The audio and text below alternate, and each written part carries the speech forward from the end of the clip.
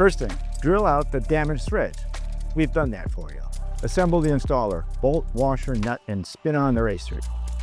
Put on tapping fluid. Into the pilot hole. Seat the racer firmly in the pilot hole. Start the racer with a ratchet and finish it, or switch to an impact to save time.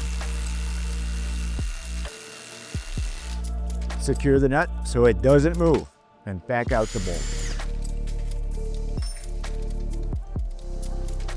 That was fast and easy, and it's a permanent repair with a lifetime warranty against all failure.